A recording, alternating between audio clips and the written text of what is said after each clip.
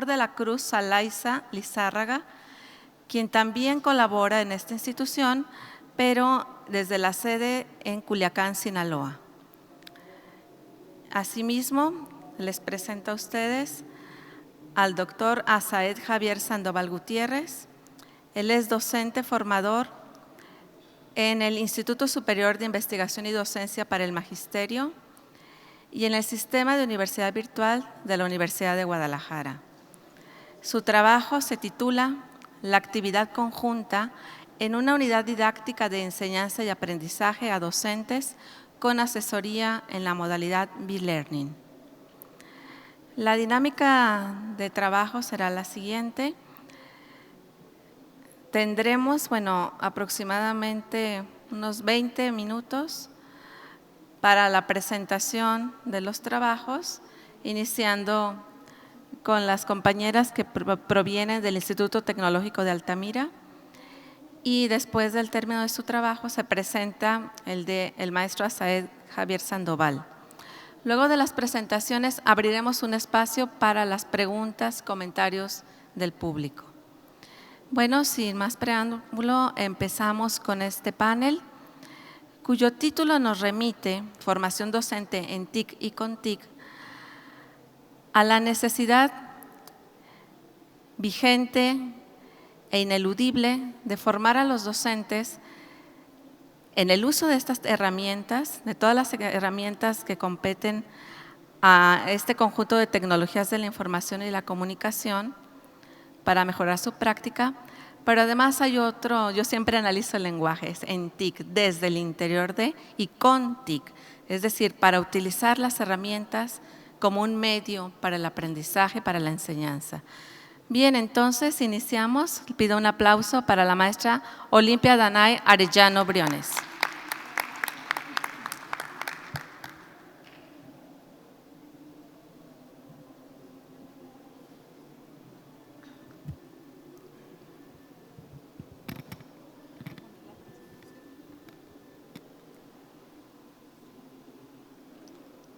Buenas tardes, compañeros. Continuando con la mecánica de este seminario de formación docente, formación, evaluación y certificación docente, esta tarde les hablaré sobre el trabajo que se realizó en una institución de educación superior pública federal de México, particularmente en el estado de Tamaulipas, en la zona sur. El título de este trabajo, como ya se pueden estar dando cuenta en la pantalla, se llama Caracterización de docentes competentes en el uso de las tecnologías de la información y comunicación TICs en una institución educativa de educación superior desde la teoría de expertos, dentro del 15º Congreso Internacional de Virtual Educa. Y como ya hicieron nuestra presentación, me acompaña conmigo la doctora Flor Salaiza y una servidora, pues Olimpia Arellano. Primeramente, las competencias transversales o genéricas son aquellas que, entre otros atributos, le van a dar valor agregado al perfil del egresado de un estudiante matriculado en el Tecnológico Nacional de México. Bajo esa premisa es que empezamos a ahondar en este trabajo, porque una de las directrices del Tecnológico Nacional de México, a través de cada instituto tecnológico a lo largo y ancho del país, es que están promoviendo estrategias y programas transversales donde se priorice la formación y desarrollo de las competencias digitales en la comunidad tecnológica, no nada más exclusivamente al profesor, que es el que va a estar dentro del aula con los estudiantes, sino también al personal directivo que tiene a cabo la tarea de llevar a cabo, de dar seguimiento al programa de trabajo anual y los otros programas que la misma Dirección General nos marca. Asimismo, también esto se permea al personal de apoyo a la educación, que fortalece la actividad del maestro en el aula a través de los servicios complementarios, como cuáles, como el mismo uso del laboratorio de medios, del laboratorio de cómputo, de los recursos bibliográficos virtuales, entre otros. La que sigue, por favor. En ese sentido, bueno, la agenda de trabajo que les voy a mostrar el día de hoy es el planteamiento del problema, el marco contextual, donde vamos a ahondar un poquito en la parte teórica, así como en la manera de ser de este centro educativo en particular, sin pasar por alto la parte de metodología, además de resultados y discusión, y finalmente cerrar con las conclusiones. El planteamiento fue de la siguiente manera. Una vez que ya se identificó cuál competencia transversal era la que íbamos a estudiar, de ahí, pues, cuáles serían los atributos que se esperaría encontrar en los individuos integrantes de esta comunidad tecnológica, particularmente en el área de ingenierías. Asimismo, bueno, cuáles serían las competencias que deben desarrollar los maestros considerados expertos por parte de esa comunidad, además de caracterizar la adquisición de la competencia básica en ofimática e Internet. Esto ya muy centrado en los profesores. Algunos autores de expertos en este tema indican que, bueno, el uso de las TICs construye ambientes de aprendizaje alineados al currículum, los cuales preparan a los estudiantes para esta era de la información, incluso un poquito más allá, para que hagan la transición a la sociedad del conocimiento. La que sigue, por favor.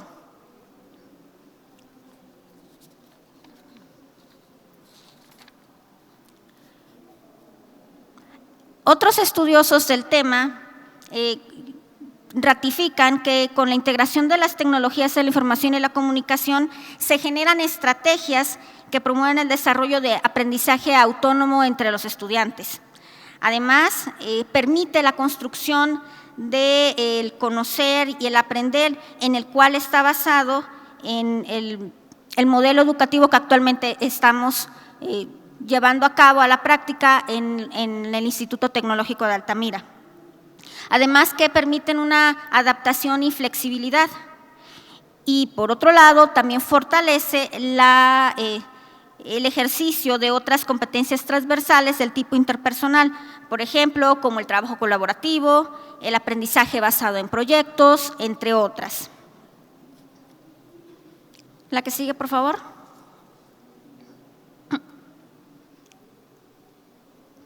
La anterior. ¿La anterior? Ahí. Es así que el Instituto Tecnológico de Altamira es una institución pública federal de nivel superior ubicada en la zona sur del estado de Tamaulipas. Es muy particular esta zona porque es una zona conurbada, la integran 3 municipios, el municipio de Ciudad Madero, que es donde está la playa, el atractivo turístico, así como la ciudad de Tampico, que tiene uno de los puertos, y la ciudad de Altamira, que tiene el puerto de Altamira, que actualmente ahorita pues está muy de a la mano con lo que es la cuestión energética. Este centro educativo ha pasado por diferentes etapas dentro de sus 40 años de existencia. Por ejemplo, pertenecía exclusivamente al sector agropecuario. Su carrera con la que dio origen y que sigue manteniendo hasta ahorita es la carrera de agronomía, orientada hacia fitotecnia y azotecnia. Es una institución que a mediados de los años 2000 más o menos tuvo que sufrir un proceso de incorporación al actual sistema educativo en el que está adscrito, ¿no? Que ahora sería el Tecnológico Nacional de México. Con ello, ¿qué pasó con la plantilla de profesores? Pues en su gran mayoría profesores de tiempo completo, de perfil profesional, médicos veterinarios, biólogos, agrónomos, algunos perfiles ingenieriles en la parte de química para que dieran las cátedras del área de ciencias básicas, entre otros. Con el desarrollo del entorno en el que se enclava este centro educativo, pues se ve la necesidad de aperturar nuevos programas educativos, que es lo que ahorita estamos viendo en pantalla. Actualmente este centro tiene 7 programas educativos en nivel licenciatura, tiene un programa de maestría orientado hacia el área agronómica y biológica. En el periodo en el que se hizo el estudio tiene una matrícula de 1,068 estudiantes y bueno, está adecuándose al plan vigente, que es el de competencias profesionales, que le marca la Dirección del Tecnológico Nacional de México. Entre la plantilla de profesores que maneja este centro es alrededor de 70 personas, entre profesores basificados y profesores por honorarios, y clasificados de acuerdo a si son tiempos completos, 3/4 de tiempo, medio tiempo y de asignaturas. La que sigue, por favor. Este estudio se hizo bajo una aproximación metodológica cualitativa. Participaron en este proyecto 6 profesores considerados competentes por parte de su comunidad a través de cuestionario y entrevista semiestructurada, y el procedimiento para que se llevara a cabo esta actividad pues fue la realización de la entrevista de manera personal y voluntaria en una fecha y un horario establecido por parte de las autoridades institucionales una vez que otorgaron los permisos correspondientes en el mes de agosto de 2014.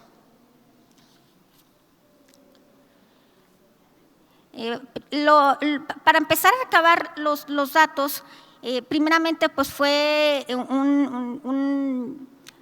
una identificación en particular de la IES, que es lo que ya les estaba mencionando con anterioridad, ¿no? Un centro educativo de más de 40 años, etcétera, etcétera.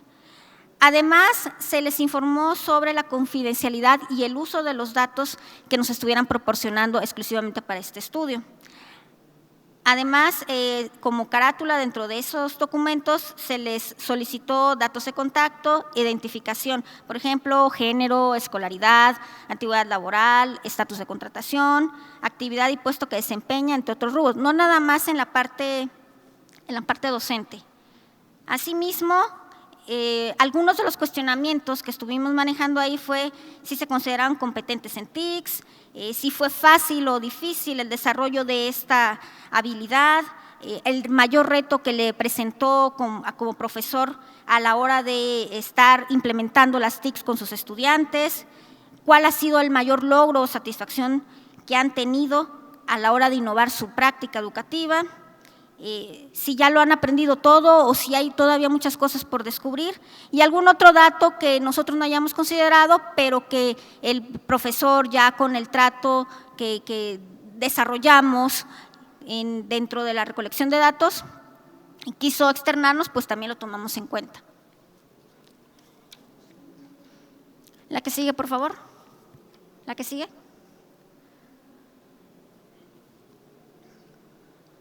Ok, caracterizamos la muestra de la siguiente manera. Alrededor del 66% fue del género masculino, el 30% género femenino, el 66% posee estudios de posgrado de maestría en ciencias, por ejemplo, solamente el 16% con estudios de doctorado, 33% de perfil de ingeniería química, otro porcentaje en ingeniería en sistemas computacionales, otro más en ingeniería industrial, en ingeniería mecánica. El 66% tiene 5 años o menos de antigüedad en el centro educativo, el 16% tiene entre el 6 y 10 años de antigüedad, el 50% tienen actividades complementarias a lo que es la impartición de su cátedra.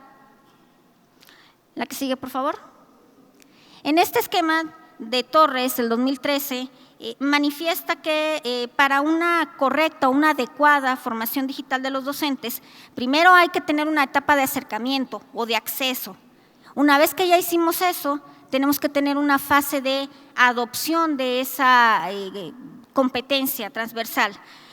Una vez que ya hicimos esto, la fase de adaptación. Ya me siento cómodo, ya me siento que puedo estar encargando actividades donde ejerciten mis estudiantes la competencia de TICS, para después ya hacer la apropiación y ya estar ubicándonos en el último periodo, que es la innovación. Por ejemplo, ya que el maestro tenga su aula virtual, que utilice alguna plataforma educativa de licencia o gratuita, donde prácticamente sus actividades, sus recursos de apoyos, vincula a sus estudiantes a que hagan acceso a las mismas a través de sus plataformas.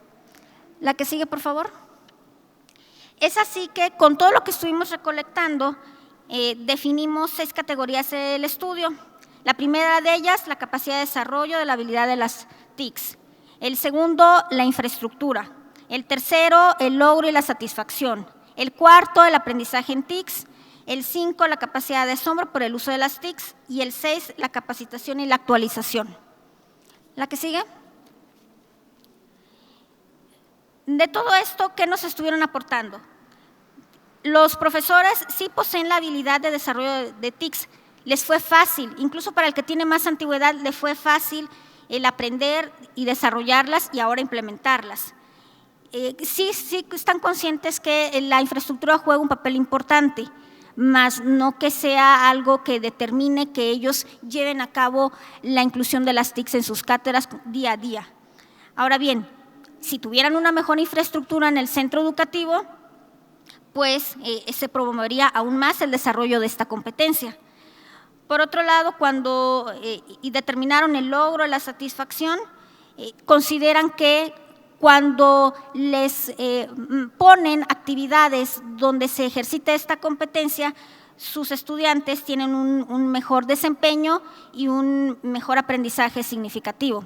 Porque incluso algunos dijeron, yo encargué esta actividad, un experimento, pero un estudiante hizo el experimento, pero aparte decidió filmarlo y aparte compartir ese video para otras generaciones que vengan abajo de él. Entonces, pues el maestro pone su rúbrica de trabajo con los porcentajes que consideraba pertinentes, pero sí fue grato para esos profesores que sus alumnos se sintieran tan cómodos con el uso de las TICs y que incluso superaran las expectativas que él le marcaba en la rúbrica. Están conscientes que todavía queda mucho por aprender, que cada día salen nuevas aplicaciones, nuevos equipos, que prácticamente en un periodo de 3 a 6 meses salen nuevas cosas y que hay que seguir estándose preparando para ello. ¿Por qué? Porque sus estudiantes, como ya están en nivel licenciatura, pues también pueden traer equipos iguales o mejores de los que traiga el maestro. Y consideran que la capacitación es un punto primordial. Aunque ya les hayan dado un curso de capacitación docente y un curso de actualización profesional, porque así lo marca el programa de trabajo anual del instituto, debe de ser permanente, debe de ser al inicio del semestre, que es el periodo intersemestral, donde todavía no están dando la cátedra. Pero si a medio semestre suceden actividades que ameriten, que hay que volver a retomar esos puntos, pues que se haga. No nada más que sea exclusivo para cuando no están dando cátedra. Entonces, reiteran, hay que capacitarse y actualizarse constantemente en el uso de las tecnologías. La que sigue, por favor. ¿Y esto qué nos lleva? A identificar que son competentes estos profesores, son reconocidos por su comunidad como competentes. Todo esto también lo platicamos con las academias de los diferentes programas a los que están adscritos y son reconocidos también por parte de directivos, de sus compañeros docentes, de su claustro académico y también de sus estudiantes. ¿Cómo fue que nos dimos cuenta de todo ello? Bueno, ya les dijimos el instrumento que aplicamos, pero a través del Departamento de Desarrollo Académico nos platicó cuál es el mecanismo que utilizan, por ejemplo, para de alguna manera tener un parámetro de referencia sobre la capacitación, escuchando a los estudiantes. Y el mecanismo que utilizan es el de la evaluación docente, que lo llevan a cabo en el periodo. Por ejemplo, para evaluar enero-mayo, el estudiante tiene que hacer la evaluación en el mes de noviembre y para el de agosto-diciembre tiene que hacer la evaluación en mayo. Asimismo, eso lo complementan con lo que realiza el jefe de departamento de esos docentes. También hay un instrumento y llevan a cabo la evaluación. Además, se encontró el común denominador de que el 100% de todos ellos tenían estudios de posgrado. A lo mejor todavía no les llega la cédula del último estudio, pero todos, aparte de tener su licenciatura, tienen maestría y todavía uno más que tiene ya el estudio de doctorado. Todos ellos utilizan computadora portátil, incluso hay algunos que tienen tablet. Todos ellos utilizan, por ejemplo, la plataforma Schoology, que es gratuita, y ahí es donde tienen sus cursos. Por ejemplo, un maestro de ellos puede dar 4 asignaturas y las 4 las tiene puestas en esa plataforma.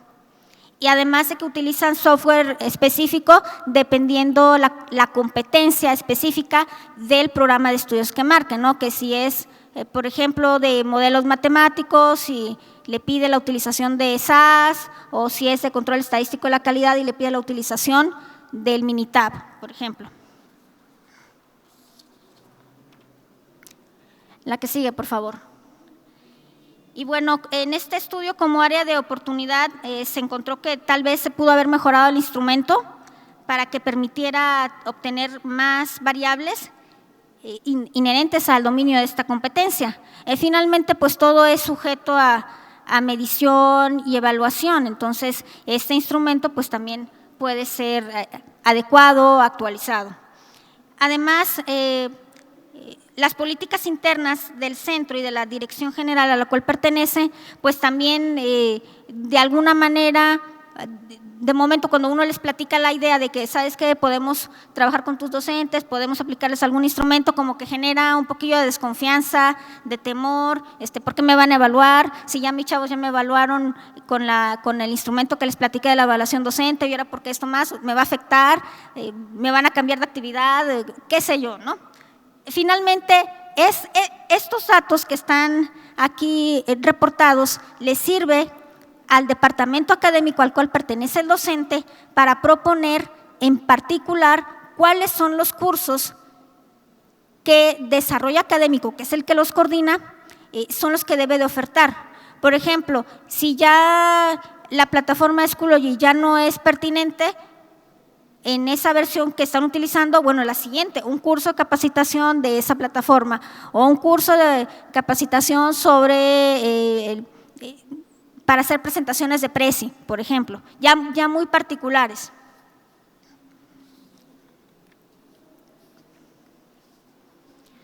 La que sigue, por favor. Y bueno, a futuro sería importante identificar con cuál nube es con la que tienen un mejor desempeño dentro y fuera del aula. Porque, por ejemplo, les mencioné el Schoology, no es el único que existe. También tenemos Blackboard, que es con licencia, también tenemos el Moodle, también tenemos Claroline, y tenemos el Dropbox, por ejemplo, que ese se puede actualizar directamente desde la computadora. Lo que replica el instructor le va a aparecer a los siguientes usuarios en tiempo real si tienen acceso a Internet.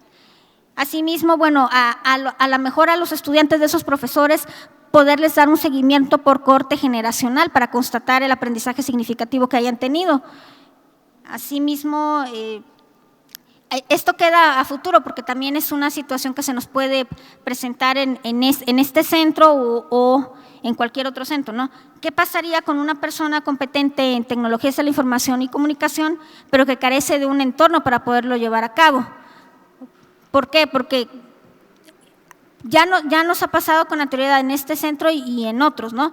Están teniendo el soporte tecnológico, a lo mejor con conexión a sistemas de cable, fibra óptica, qué sé yo, y si sucede alguna contingencia meteorológica, pues se va a caer el sistema, no van a poder entrar a hacer la tarea o a subir la actividad, qué sé yo, ¿no? Entonces, sí tener como un plan B que nos permita seguir trabajando en los cursos, pero también seguir ejercitando esta y otras competencias transversales.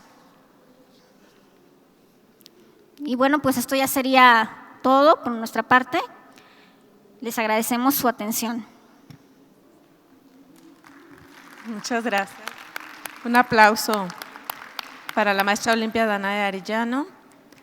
No sé si la doctora, quien fungió también como asesora en este trabajo de investigación, hicieron trabajo colaborativo. ¿Quisiera aportar algún complemento? Sí, por favor. Bueno, felicitar a una alumna muy brillante, ¿no?, de maestría, y trabajamos ambas para el Tecnológico Nacional de México. Si ustedes saben, es un sistema de reciente creación que abarca a 162 tecnológicos federales distribuidos en todo el país. Bueno, en lo personal yo me dedico a dar capacitación docente en el uso de TICs. Entonces, hacemos investigación al respecto y bueno, lo que hemos encontrado nada más es que no es un problema que puedan culpar a los maestros, ¿no? Es decir, es que los maestros no aplican las TICs.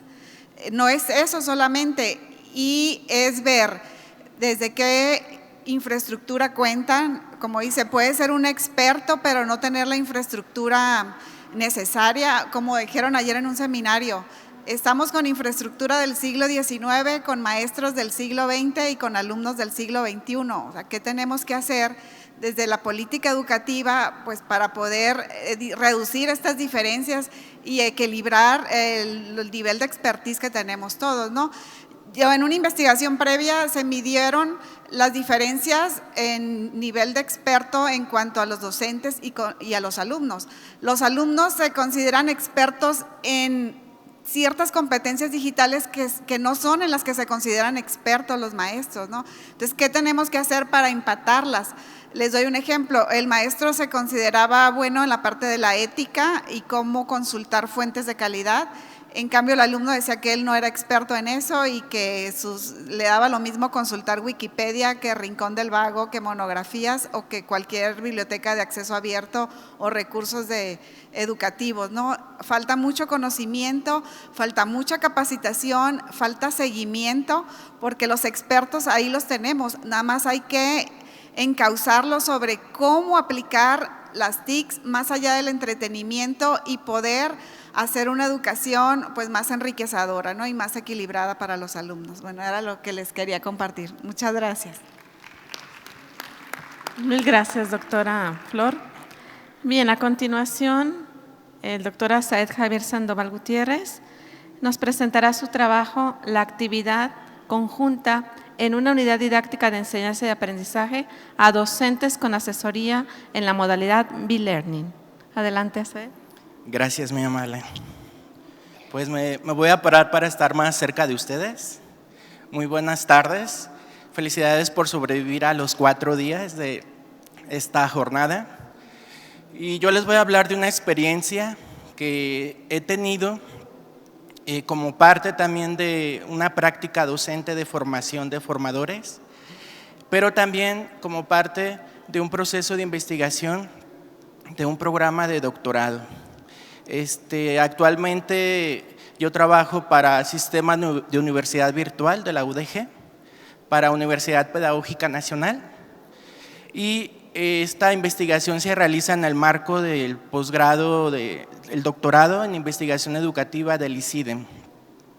Entonces, el tema de esta investigación tiene que ver con la actividad conjunta que se genera a través de una unidad didáctica de enseñanza-aprendizaje en la modalidad B-Learning, es decir, en un proceso tanto presencial como virtual de formación a docentes.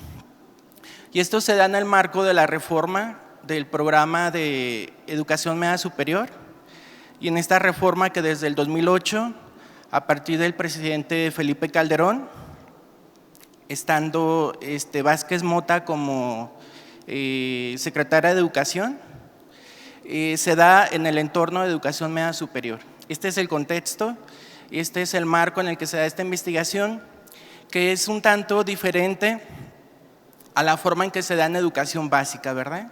Es decir, está el Profordems, y a través de Profordem está la RIEMS, pero también está la RIEF. Entonces, en este caso, la RIEMS, en educación media superior, se da a través de un proceso en el que se capacita a los docentes en un diplomado con duración de 6 meses. Después, al acreditar el diplomado, este diplomado es en modalidad B-Learning, es decir, mezclada o mixta. Y una vez que el docente acredita el diplomado, tiene que pasar por un proceso de certificación, que ha sido diferente del proceso de la reforma en la RIEF. Entonces, en este proceso es en el que estoy hablando. Se da en la 7ª generación del Profordems, en el módulo 3, que tiene por título Planeación Didáctica vinculada a competencias. Se da en la Universidad de Guadalajara, en una escuela regional. Sin embargo, en esta escuela, a pesar de ser de UDG, no solamente asisten docentes de UDG, sino también de COBAEG y también de CECITEG.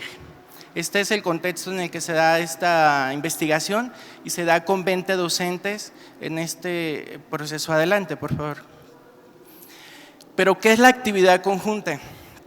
Se habla mucho de interacciones comunicativas, interacciones virtuales, de la interactividad, pero ¿qué rayos es la actividad conjunta? Quizá muchos de ustedes pudieron haberse preguntado. La actividad conjunta es un concepto que deriva de César Coll, de la psicología en la virtualidad.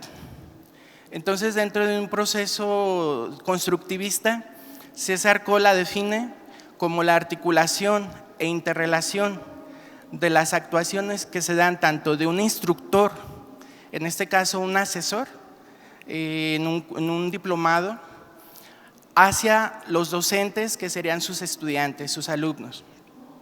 Entonces tenemos a un instructor que es asesor de un curso, que es B-Learning mezclado, y tenemos a sus estudiantes que a su vez son docentes que están frente a grupos en las preparatorias de Jalisco.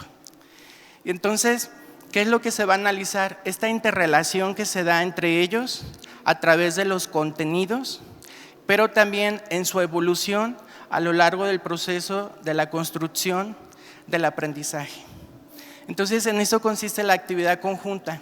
Cómo se interrelacionan el docente, instructor y su alumno participante de un diplomado entre los contenidos para favorecer procesos y para favorecer evidencias de aprendizaje con la mayor calidad, pero hay una variable entre ellos que es las ayudas ajustadas de este instructor para favorecer el aprendizaje. Entonces, de eso trata esta investigación. Adelante, por favor. Y se resume en esto. La actividad conjunta se resume en ese esquema que ustedes ven a los costados. Tenemos el contenido, tenemos el asesor o instructor del curso y tenemos al estudiante o docente en campo, donde hay un diseño tecnodidáctico que el asesor forzosamente tiene que diseñar de manera previa. También hay un material y un diseño oficial que tiene que seguir.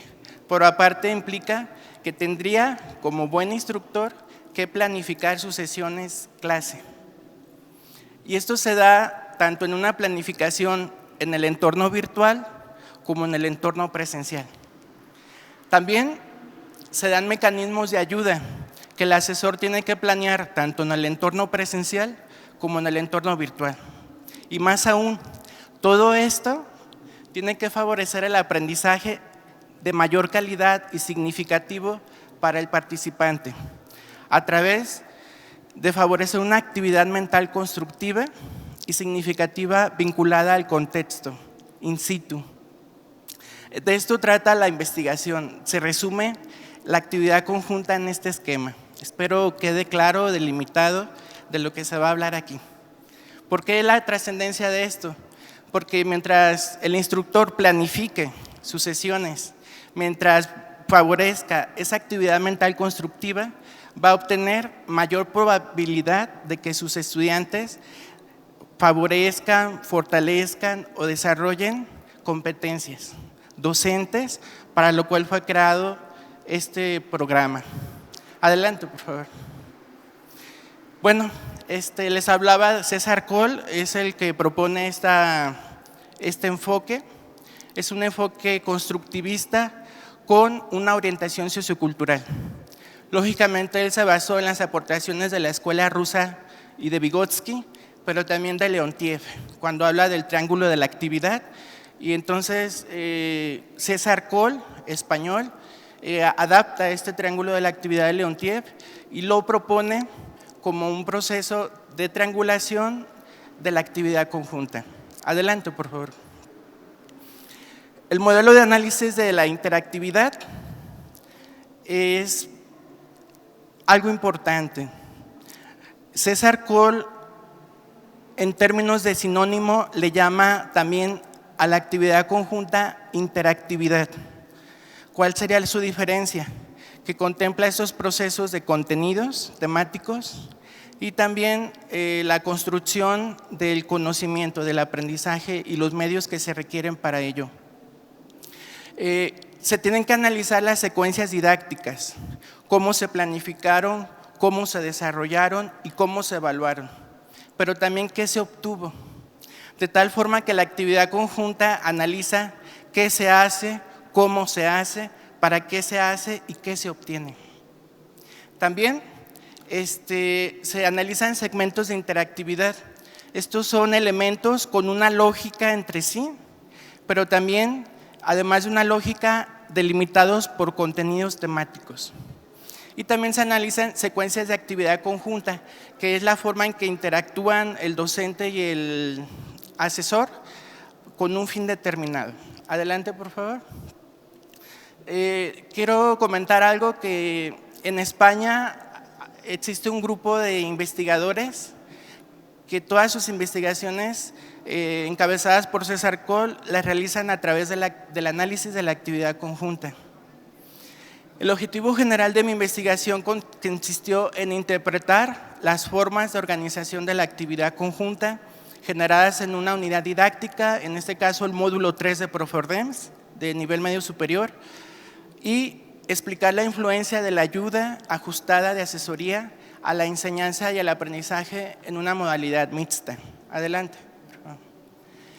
De tal manera que la investigación consistió primero en caracterizar a los docentes de educación media superior, analizar un entorno presencial y todo lo que se dio en este entorno presencial, y luego analizar un entorno virtual y todo lo que se dio en el entorno virtual. Entonces ya se han de imaginar todo lo que se generó como actividad. Se utilizó el análisis de contenido y la investigación tiene un enfoque mixto. Se utilizaron análisis tanto del enfoque cualitativo como del enfoque cuantitativo.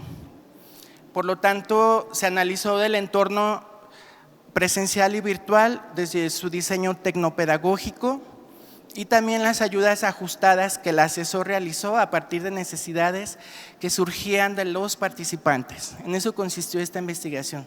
Adelante, por favor. Espero que alcancen a divisar. Este es el diseño tecnopedagógico que tuvo que realizar en este caso el instructor del módulo, y lo primero que aparece como sesión 1 es las actividades y los contenidos que se habrían de abordar en el entorno presencial. La siguiente columna corresponde al entorno virtual, de tal manera que se tuvieron que analizar 4 sesiones presenciales y 2 meses y medio entre esas sesiones y un periodo final de evaluación del entorno virtual. Del entorno virtual se consideró una plataforma oficial del módulo del diplomado. Se utilizó también los correos electrónicos, los foros, mensajes que se generaban, y las sesiones presenciales se videograbaron, se sistematizaron, se capturaron y se hizo un análisis de contenido de cada una de estas sesiones. Adelante, por favor.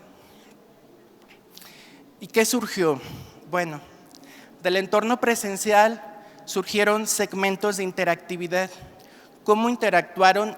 ¿Qué hicieron? ¿Cómo lo hicieron? ¿Y en qué aspectos? En el entorno presencial, dentro de estas 4 sesiones que aparecen en encabezados de columnas, si se percatan, aparecieron estos segmentos de interactividad identificados por colores diferentes. Es decir, el instructor tuvo que organizar a los mismos docentes. Los mismos docentes les delegó la actividad de trabajar en equipos y generar trabajos en equipo. También todos, tanto el instructor como los participantes, tuvieron que aportar información. Oiga, ¿cuándo vamos a vernos? Ah, mire, tal día, ¿verdad? responder a preguntas, por cuestión de tiempo, pues no puedo explicar en qué consiste cada segmento de interactividad, pero cada uno tenía su lógica. También elaboraron tareas los participantes.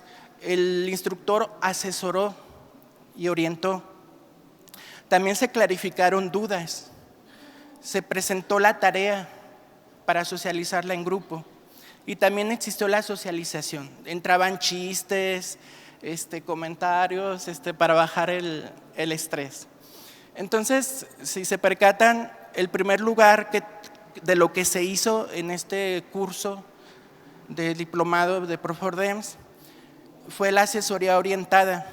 Es decir, el 25.2% de segmentos de interactividad generados, es decir, interacciones entre los participantes y en específica del instructor hacia los participantes, tuvo que ver con orientarlos y asesorarlos. Es decir, las sesiones presenciales tenían un momento para hacer esto, orientar y asesorar, pero seguido también para clarificar dudas. La orientación se dirigía sobre aspectos a mejorar en productos, pero la clarificación sobre dudas muy específicas que venían directamente de los participantes. Avanzamos, por favor. ¿Qué sucedió en el entorno presencial? Si se fijan, aquí hay una clasificación de segmentos de interactividad generados por correo y generados por foro y los portafolios de Moodle, que era la plataforma que se utilizó. Aquí había una cuestión. Si se fijan, y es muy interesante analizar esto, el sistema de aportación de información fue más por correo que por el portafolio. Y esto se debió a fallos en el ingreso a la plataforma oficial. Entonces, el instructor tuvo que adaptar sus ayudas de tal manera que tuvo que pedirles que por correo o por Facebook o por otros medios enviaran la información, las tareas, para no atrasarse. Entonces, hay una situación donde se habla de Moodle y hay muchas investigaciones que refieren que Moodle no favorece la interacción en tiempo sincrónico. Entonces, sin embargo, Moodle es una plataforma gratuita, la cual pues la puede utilizar cualquier, a efectos de educación, cualquier instancia educativa. Sin embargo, sí sería interesante analizar todos aquellos programas que, por ejemplo, la SEG, en el caso de Jalisco, está implementando con sus actuales diplomados e-learning virtuales, 100%, respecto a Moodle. ¿Qué tanto favorece la interacción y la interactividad entre los participantes en mayor tiempo sincrónico? Bien. De tal manera que si se percatan, los docentes casi no entraron a foro, a pesar de que era una actividad obligatoria, no entraban a foro. Hay evidencia de que el instructor sí los estuvo motivando a ingresar a los foros y hubo una serie de circunstancias en las que los docentes preferían mandarle un mensaje, el llamado M-Learning. Ahorita nos hablaban nuestras compañeras del aprendizaje móvil a través de una tablet, del celular, etcétera, otros medios móviles que tienen los docentes, y preferían ellos utilizar estos medios que el propio foro. Decían, es que el foro me implica forzosamente utilizar una computadora. En cambio, si yo le mando un WhatsApp y demás, lo puedo hacer desde el celular. Entonces, todo este sistema de clarificación era utilizado por los docentes en la parte virtual, más en M-Learning que en el propio contexto de la plataforma de Moodle. Entonces, sería un ejemplo de la limitante que tiene Moodle a las actuales dinámicas y a las actuales tecnologías de información, ¿no? Se podrían analizar muchas cosas, pero por cuestiones de tiempo, pues vamos a avanzar. Adelante, por favor. Miren, esta es la representación gráfica solamente del entorno virtual. Ahí se ve todo lo que está en color azul, las barras en azul, es el segmento de interactividad de aportación de información, pero ya diferenciando entre las que hizo el asesor y las que hicieron los docentes. De tal manera que lo que aparece en color azul completo es del asesor y entre azul y blanco corresponde a los docentes. Así correspondiente también en el caso del sistema de clarificación, se pueden percatar, en todo momento hubo un sistema de clarificación, pero se incrementó sobre todo en la cuarta sesión.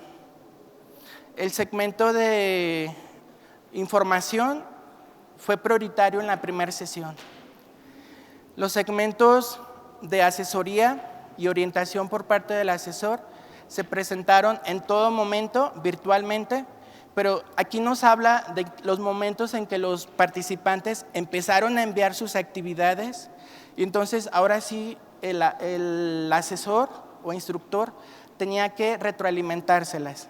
Esta retroalimentación es la que implica la asesoría y orientación. Entonces, si se fijan, prácticamente los docentes dejaron para el final de la primera sesión enviar tareas para que el docente se las retroalimentara. Hubo más estabilidad en la segunda sesión, en la tercera, pero si se fijan, se disparó en la cuarta sesión. Es decir, los docentes no tenían tiempo para hacer sus tareas. Entre cursos, entre la propia dinámica de sus sesiones, no les descargaban actividades ni carga horaria para hacer el diplomado. Entonces, la realidad es que la mayor parte del periodo de tiempo en el que se dio mayor interactividad y sobre todo de asesoría orientada fue al final. Entonces, ¿qué está pasando con nuestros programas de formación docente? ¿Qué motivadores hay para los docentes, para los maestros que los toman? ¿Qué descarga horaria puede existir? ¿Qué se requiere para que haya esta motivación? La capacitación implica generar calidad, pero la calidad cuesta. Y cuesta en tiempo, cuesta en recurso, y se le pide al docente esto. Pero también entonces esto nos habla de cómo el docente también requiere motivadores extrínsecos para favorecer su actividad. ¿Sí? Adelante, por favor. Miren, ¿qué pasa con las ayudas ajustadas?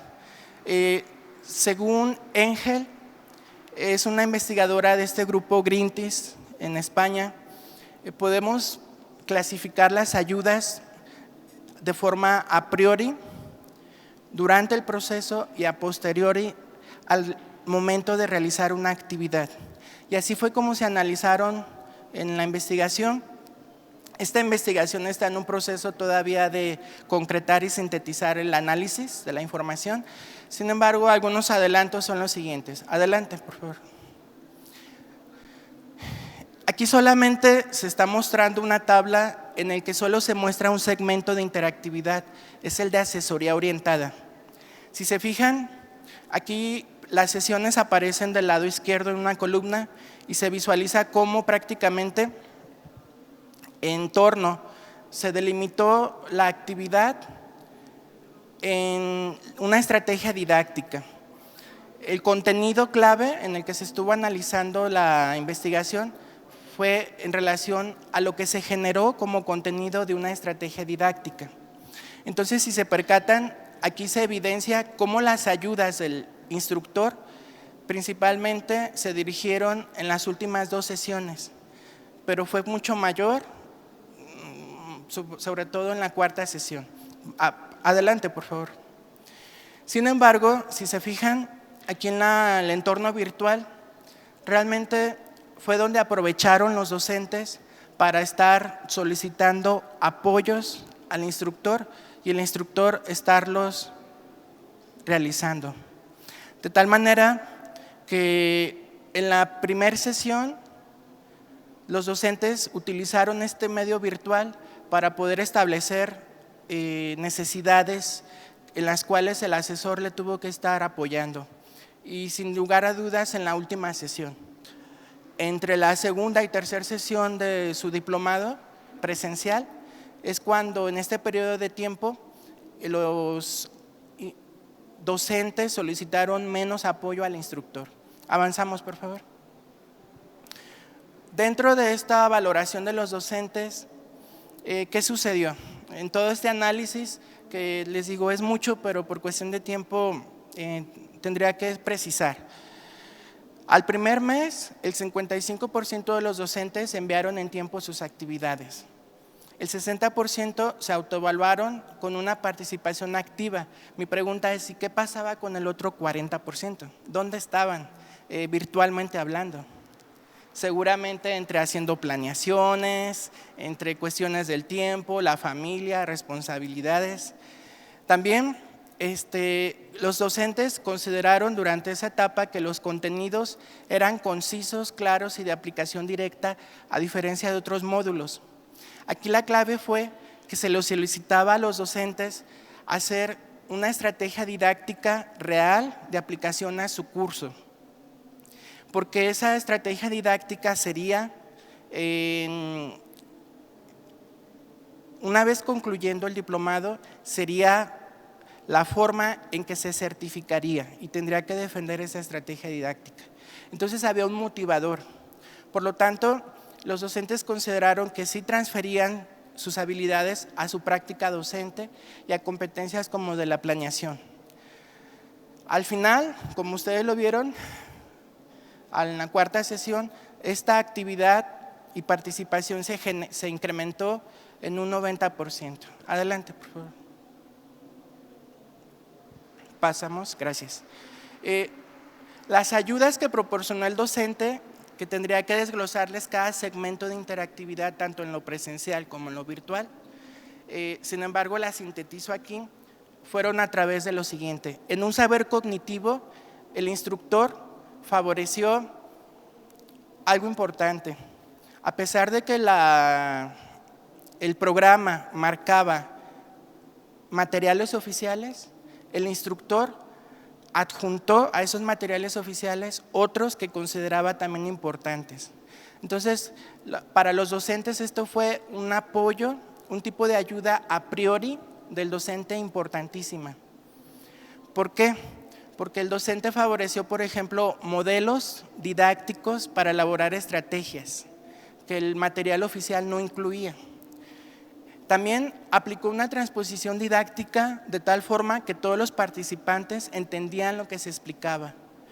Y entonces lo ubicó a decir, son maestros de educación media superior, tienen grupos numerosos porque la mayoría son de escuelas públicas, pues vamos aplicando materiales y modelos a estas características del contexto. Entonces esas eran responsabilidades del instructor que él misma las asumía como ayudas a priori a sus estudiantes. También evidenció el instructor un dominio del tema y de las opciones de certificación, lo que dio certeza y tranquilidad a los participantes que sus evidencias eran retroalimentadas en forma asertiva. Dice el dicho, ¿verdad? No solamente hay que parecerlo, sino también hay que serlo. Entonces, la experiencia formativa del instructor, puesto que también había sido docente en educación media superior, le favoreció el darle a conocer a través de sus retroalimentaciones a los demás participantes que sí sabía. Entonces eso les daba mucha tranquilidad. Avanzamos, adelante por favor. ¿Qué pasó en el saber actitudinal? Aquí aparecieron, a partir de este análisis de contenidos, elementos que no se habían considerado en la investigación y de hecho se incluyeron. El instructor proporcionó un constante y continuo apoyo, disposición a la asesoría y orientación con las siguientes características. Disciplina. Decía, para tal día retroalimento sus actividades y tenía que cumplir tal día y tal hora. Ser congruente, en pocas palabras. Fíjense bien este término, amor a lo que se hace. ¿Qué docente, yo no me explico, puede disfrutar su actividad sin amor a lo que hace? ¿O no? Creo que aquí todos aman lo que hacen, ¿o no? Sí, ¿verdad? De acuerdo.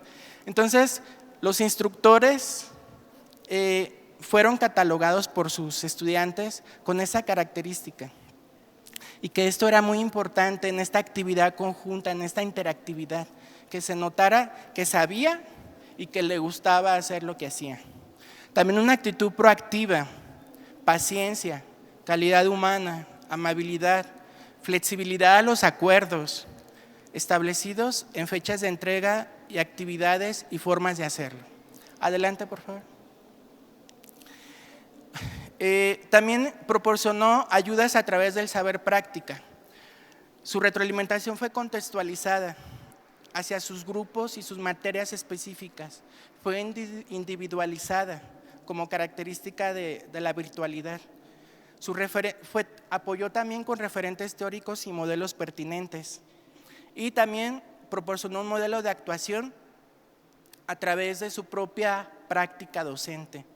Y quise incorporar un fragmento. Dice una docente, fíjense, dice: particularmente el módulo 3 me encantó, me pareció útil porque me va a servir para hacer mis planeaciones de cada clase. A pesar que era una docente que tenía 10 años, en nivel medio superior, dice: de cada sesión a lo que me solicita mi representante de academia y mi coordinador, ahora ya aprendí cómo hacer una planeación de clase, ya aprendí cómo hacer una estrategia didáctica. Avanzamos, por favor. Dice: me encantó que el maestro nos haya visitado personalmente en el salón a cada uno de nuestros lugares. Cada alumno diseñó su propia actividad, su propia planeación. Y algo interesante, dice: tomé como modelo del asesor su propia práctica. Es que fue alumno por alumno y me senté con él para preguntarle. Y ya pues dice lo que preguntó la maestra y dice que ella aplicó esto con sus estudiantes. Dice: apenas voy a hacer la evaluación de eso, pero fue un modelo que yo tomé del profesor y espero que los estudiantes les sirvan. Mi pregunta es, maestros y maestras, en su momento, ¿qué tantas ocasiones me visualizo yo como un guía y como un modelo en mi hacer para mis estudiantes? Aquí estamos hablando de una formación de formadores en la investigación, pero ¿en qué momento también tú como docente te conviertes en un líder y te conviertes también en un ídolo, si así se pueda llamar, o un guía a seguir para tus estudiantes? Adelante, por favor, ya vamos a terminar. También todas estas ayudas, estos ajustes, esta ayuda ajustada del asesor, ¿en qué le ayudó a los participantes docentes? Administrar el tiempo para cumplir con la entrega de lo solicitado, ser más autogestivo, motivó su capacidad para resolver problemas, se fortaleció el sentido de responsabilidad y aprender a organizar diversas actividades. Adelante, por favor. Adelante. Conclusiones. Falta todavía una triangulación entre las ayudas en lo presencial y lo virtual, que estaría pendiente. Sin embargo, se deben incluir programas integrales de formación de instructores virtuales. Generalmente se piensa que el que es docente en lo presencial tendrá las habilidades en lo virtual. La realidad es que no. Sí se requieren una serie de actividades y sobre todo actitudes, como ustedes lo están viendo en la investigación, para que los instructores sean precisos, concisos, prontos, motivadores, porque esto es importante para un instructor virtual hacia sus participantes. Finalmente, se debe mejorar la interactividad. Respecto a la interactividad, tiene que ver con el sistema, las herramientas de las plataformas como Moodle, lo que ahorita les decía. Flexibilidad respecto a favorecer la comunicación lo más sincrónica posible, en tiempo real. WhatsApp, otros medios de comunicación, el inbox, para poder favorecer y lo más rápido posible disipar dudas. En esto consisten las ayudas ajustadas que tendría que hacer un instructor para favorecer en el mayor tiempo posible la necesidad de asesoría de sus estudiantes. Y también mejorar las herramientas de la plataforma para el acceso a foros, visualizaciones de calificaciones y que si yo voy a entrar a una plataforma esté activa cuando yo voy a entrar y sus herramientas disponibles. De mi parte sería todo. Muchísimas gracias por su tiempo, su participación. Gracias. Muchas gracias al maestro Saed. Sin duda muy interesante el que nos permitió adentrarnos en las entrañas mismas del proceso de desarrollo de este diplomado. Bien, vamos a abrir ahora un espacio para participación del público. Les recuerdo, el programa tenemos que concluir antes de la 1:30 porque viene la clausura. Entonces, bueno, ¿quién desea hacer alguna pregunta a nuestros panelistas o a alguien en concreto? Está abierto el espacio. Allá tenemos.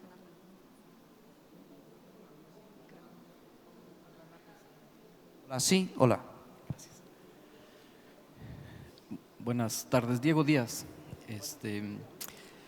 Hace rato recuerdo a la doctora Mendoza Sánchez exponer su trabajo de doctorado y yo me quedé con la duda, más bien me cuestionaba a mí mismo si el tamaño de su muestra, que eran 27 personas, era representativa y más aún si va a tener el impacto que se espera como cualquier trabajo de doctorado.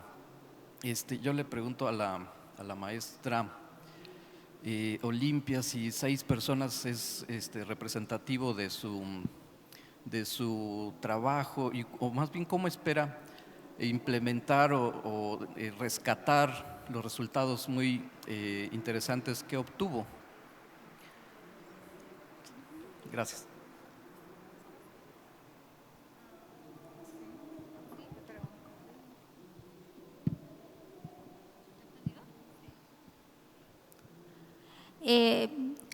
Este estudio es una parte de un macroestudio que es el de competencias transversales en el uso de TICs. Este se complementa con de 50 a 60 participantes con otro instrumento con escala Likert donde se recolectan los datos. Como se adecuó para participación en este foro, por eso es que se particionó este estudio. Definitivamente, entre más participantes acumulemos en la recolección de los datos, pues nosotros nos enriquece mucho más las variables que estamos estudiando.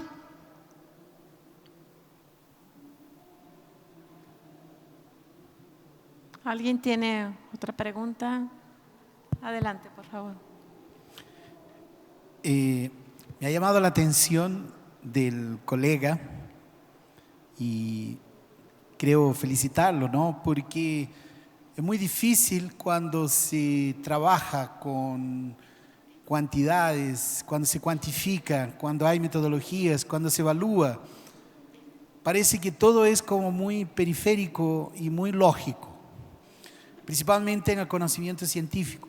Entonces, me llamó mucho la atención cuando en un determinado momento usted se refirió y habló que la actitud, había una actitud de amor. Esto parecería una contradicción, ¿no? En un debate como el nuestro, pero por otro lado me llama la atención porque creo que es esencial, ¿no? Sin confundir, porque quiere decir, si tenemos una actitud amorosa, ¿no? Donde hay motivación para realizar la actividad y los resultados son positivos, es evidente que vamos a poder influenciar.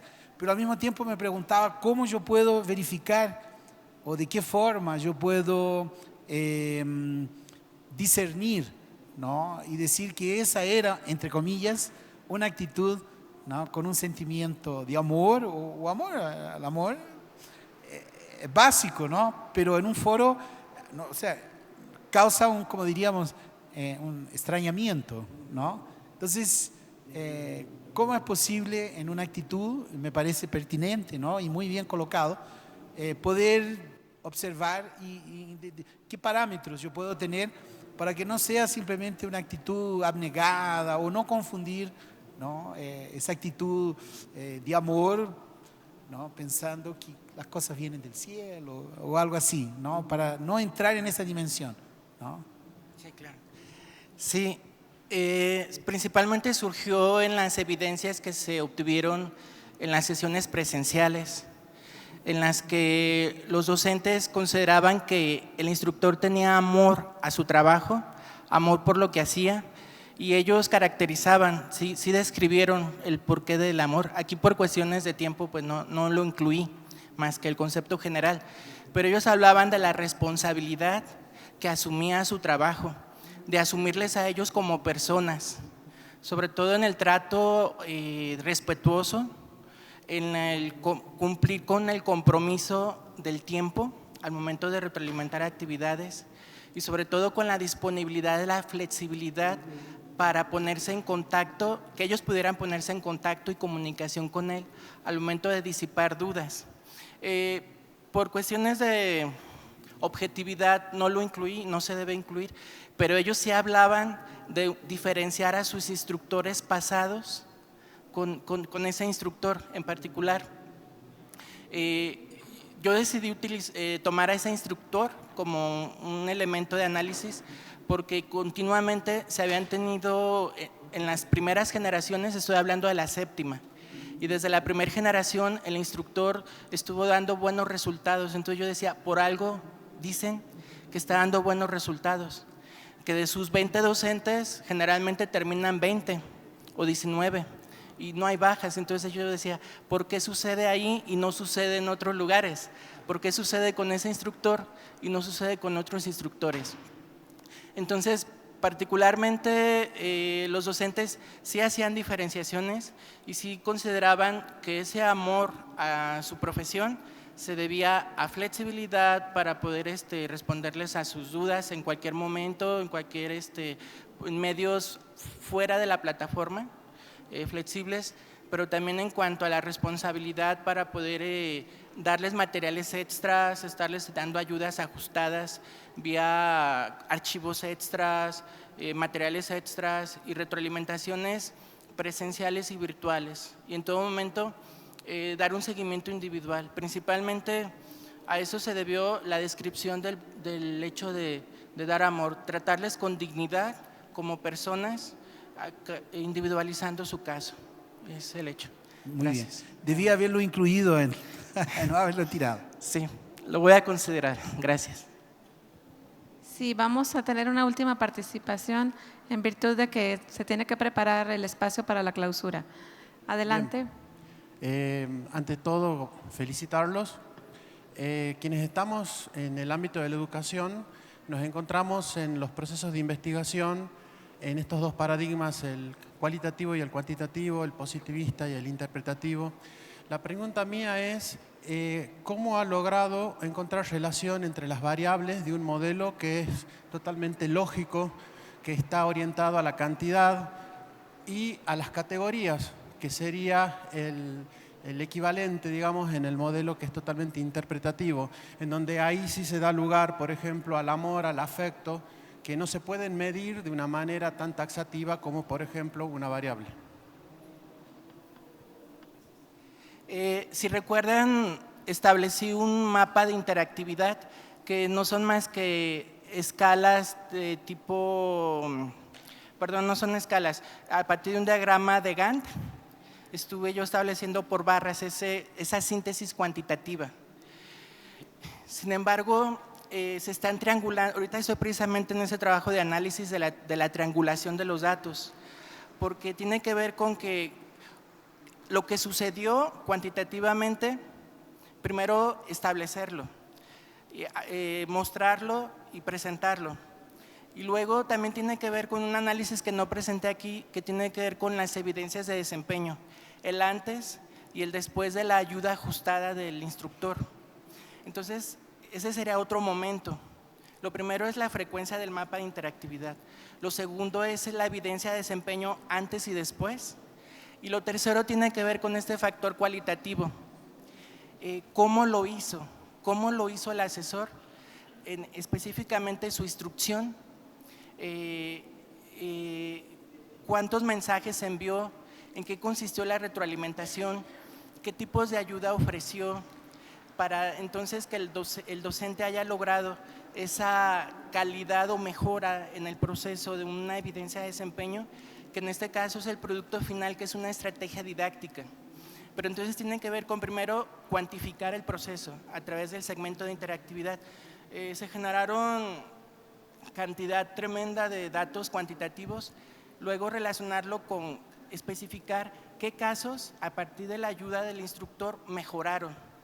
Y luego entonces ahora sí analizar específicamente esos segmentos, esas grabaciones o incluso esos mensajes en foros o en correo de esa actividad con ese profesor participante, qué sucedió y cómo fue que ayudó y cómo ajustó el docente, en este caso el instructor, sus asesorías y orientaciones para favorecer ese proceso. Entonces, primero se da lo cuantitativo, luego se da la evidencia de desempeño y ya se delimita a casos específicos, y es ahí donde entra el factor cualitativo, de describir cómo lo hizo el instructor, por qué lo hizo y cuál fue la modificación de la evidencia de desempeño a través de un proceso de construcción que modificó el participante desde la ayuda que ajustó el asesor. Sería como el orden cuantitativo, evidencia de desempeño que incrementó la calidad y luego la descripción de lo cualitativo. Esa es la forma. Gracias. Muy bien, pues agradecemos a nuestros panelistas, les brindamos un aplauso y a todos ustedes por su presencia. Buenas tardes.